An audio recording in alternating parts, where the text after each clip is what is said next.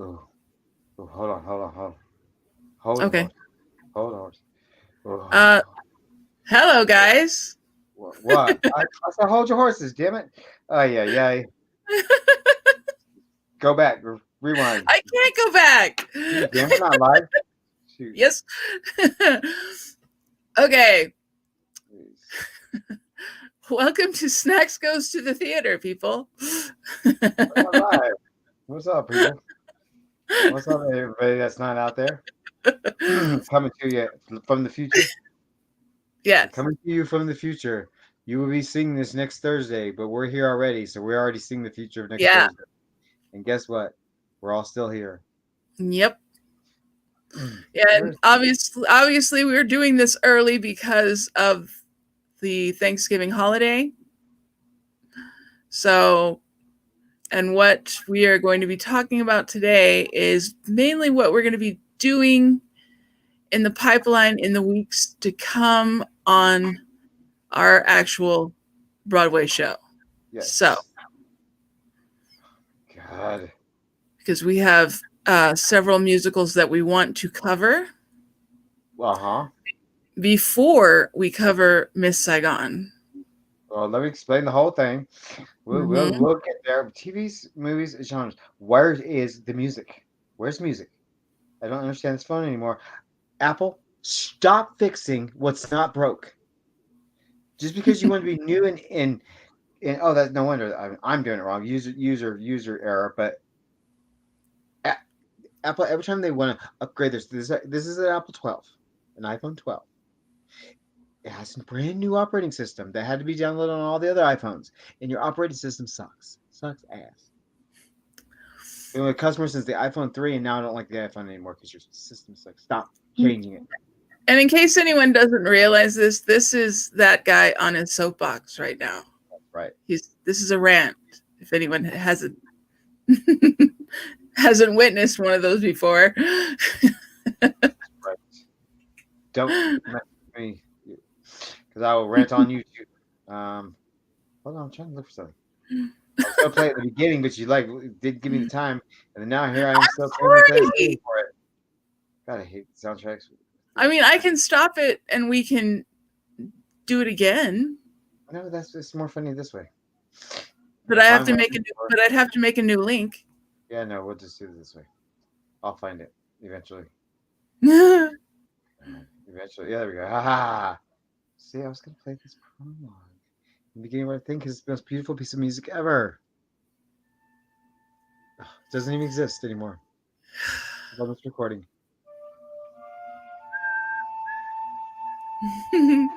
Ugh. This is Martin Gear. We'll get to Hmm. that. We'll have this playing in the background because it's so beautiful. It's I my know.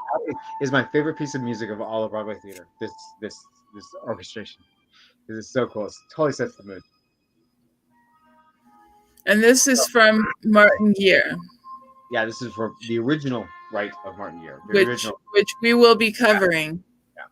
So what we're gonna do, we took you out in case you didn't notice, in case you weren't paying attention or weren't really half listening.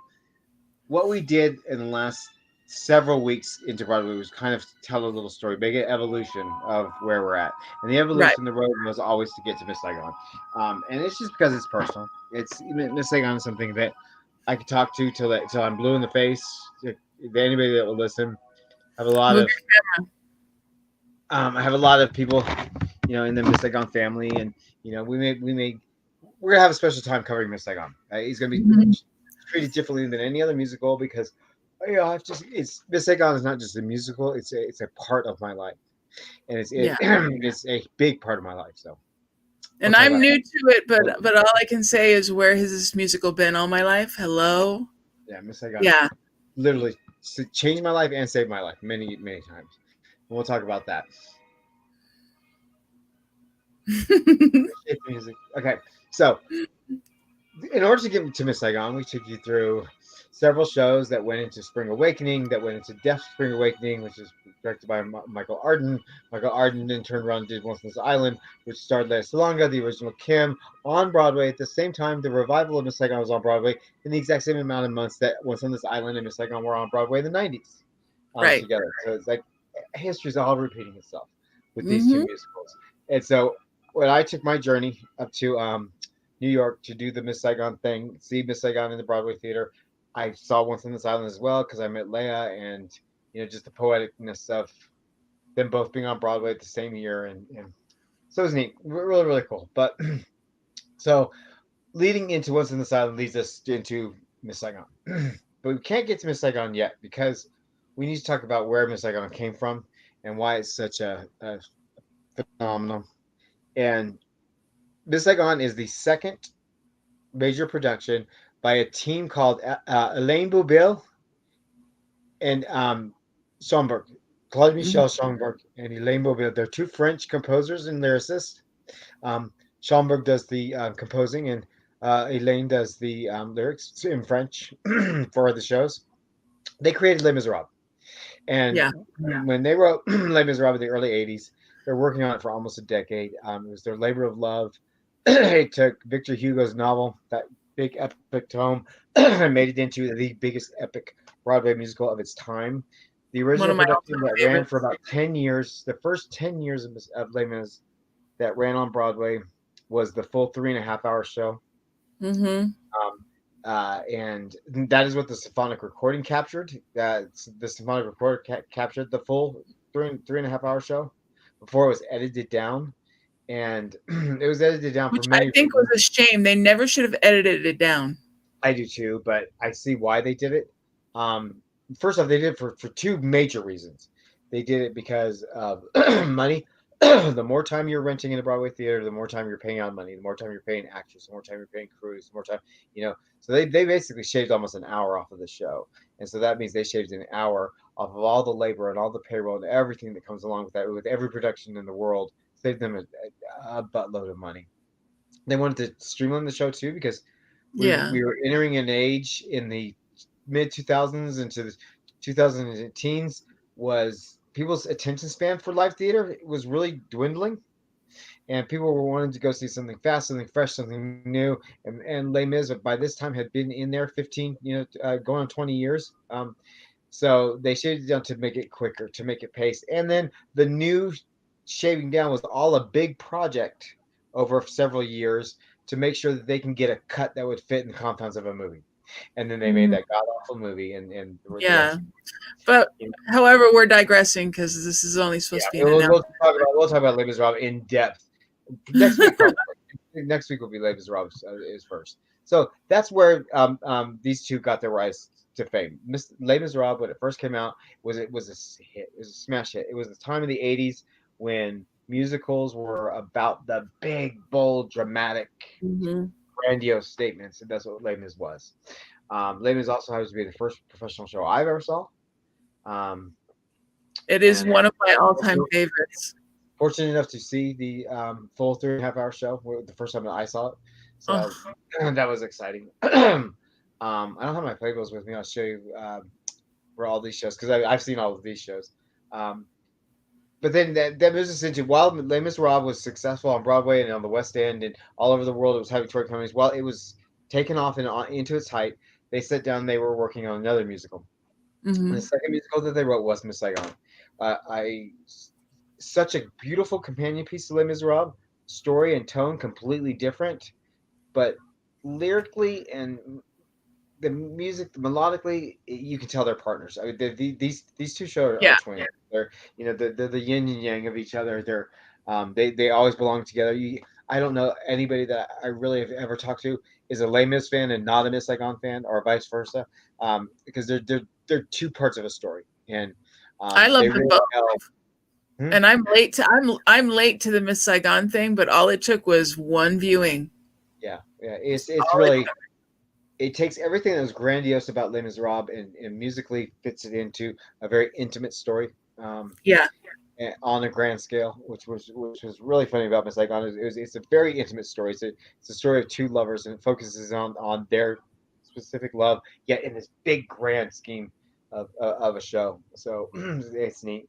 We will talk about Miss Saigon for weeks in depth. So we can skip over that. That show, of course, is the show about the Vietnamese girl who gets pregnant and is left by the GI. Yes. We will have more. We will have more than one stream on Miss And Saigon. that show and Miss Saigon was just as a huge success as Les Miserables was. Miss Saigon hit the floor running. It still sells out there everywhere that it goes. Um, and so that was the height of these two success. They had these two musicals that could do no wrong, that were absolutely Midas in their touch. And then you got Martin Gere. Martin Gere comes along. It's another French story by these two that tells the tale of misidentification. There's a movie out there. There's the book, The Return of Martin Gere. So Yeah. they wrote a musical off of that, and I love this Love show. it. But this show really had a lot of problems. Not really problems for what the show was.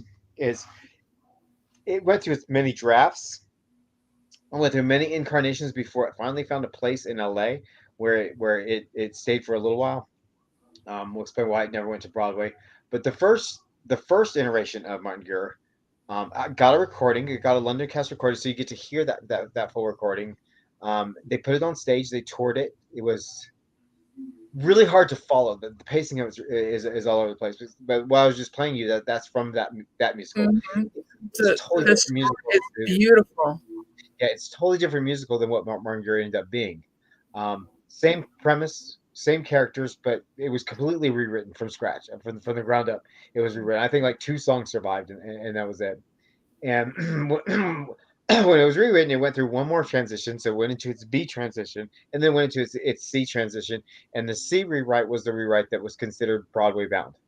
Martin Gere was supposed to go to Broadway, and it was set. It had a massively successful run at the Omsen in LA, which is Mhm. where I got to see it. And it was. I think Martin Gere is as stellar as Les Mis and Miss Saigon. It tells its own story, but it's part of that family, and it's an incredible show. But it never went to Broadway, and after its LA show, it died. It never got revived. It never got toured around. And the reason for that is the final solution that they found for this, because remember in the 80s and the 90s, Broadway had to have that big moment, the big moment that everybody's talking about. It's the chandelier in Phantom of the Opera. It's the helicopter of Miss Saigon. It's the Mhm. barricade in Les Yeah, Mis. Les You know, Mis, yeah. it's the shoot, the chair in Sweeney Todd. All of those things, the plants in Los Horrors, they all had the big, large and life special Yeah. effect moment of that time. And Martin Gere was still in that time, had to follow suit, and they couldn't really figure that out for the first couple iterations of it. Finally, in the third iteration, they decided they were going to use fire, and they literally set the stage on fire in like a massive just blaze. This fire is on stage, and they couldn't get the insurance or they couldn't get the security clearance to set a New York stage on fire. And so Cameron McIntosh said that they were going to put Martin Gere on the back burner until they could figure something out. The back burner just never got lit again. Right. And they literally died with that decision to wait instead of moving it on Broadway, and that was sad. Then came their fourth show, which there's a lot of reasons that people cite. I don't specifically know what really happened. I mean, I guess there's got to be interviews and articles and a whole bunch of shit Right. on how it's failed. And we'll find all that stuff out and let you guys know. Their fourth show, The Pirate Queen, which is about Grace O'Malley, the Irish female pirate that ends up working for Queen Elizabeth the First Army. True Mhm. story or true fable for the Queen Elizabeth the first time. And it's a great show. There's a couple problems with it from the jump. Is one, it was coming out right as the press was really hot on Martin Gere failure. They considered, the Yeah. press was all over Martin Gere, considered it a failure, and it couldn't go to Broadway. When that really wasn't the case. It was just it had a lot of struggles finding its legs. It found its legs, and its legs didn't match, Broadway, and that's really all it was. Well, a bunch of financial stuff too with Martin Gere, but so the Pirate King comes on. It's a great spectacle. It's beautifully staged. It's beautifully Yeah. written. It starred Stephanie J. Block, who was one of the early alphabas on Broadway. She's just been in a lot of stuff. She's a Tony winner, I believe, or at least a Tony nominee. And it was a great show, but they decided to pair it with Lord of the Dance. And if you don't remember Lord of the Dance back in the day, Lord of the Dance was the Irish clogging jig that they Yeah. used to have those whole full shows about that shit. Yeah. They would have 20 guys clogging I for remember when they 2 hours. were really popular. Yeah, and so they paired Lord of the Dance with Pirate Queen, and it really set the whole tone of the musical off. It was like they would have these beautiful intimate moments, and then everybody would break out clogging, like it is for Lord of the Dance, and it just didn't work. The pacing of it didn't work, and so it ran a very very short time in its previews. A couple shows after that, and it closed. It's a dramatic close on Broadway, like literally like closed overnight. It was a considered financial ruin for the two composers, and they haven't really had any success since. What they have done since is they've gone back to the drawing board, kind of with Les Mis and Miss Saigon. They've gone back to their money, Right. and they have done a beautiful revival of Miss Saigon. We'll talk about that revival in full. They did a full Broadway revival of Les Miserables, but they cheated. Sneaky fuckers. We'll talk about that when we talk about Les Miserables. Yeah.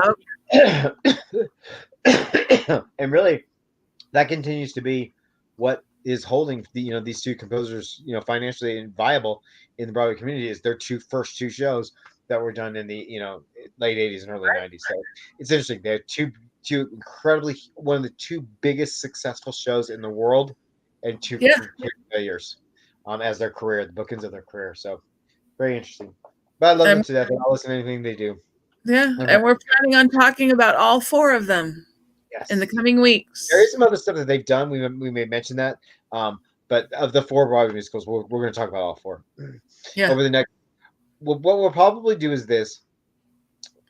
Just what I'm thinking early, so you guys listening to this, is we will do Les Miserables first in its own show. Then we will do Martin Gere. Yeah. And then we will do Pirate Queen. And then we will start. We'll do the Miss Saigon in a row to go over the musical, and we'll get to that last. All right. And so that is our plan. We hope you guys are going to stick around and watch, because everybody have a great Turkey Day. Eat a lot of turkey. Everybody like and subscribe. Please hit the bell so you don't miss anything, because we drop content several times a week. And you never know what you're going to get. And like Michael said, hope you guys have a great Turkey Day. And on that note, we will catch you guys in the next one. Oh, it is. So sad. God. Beautiful.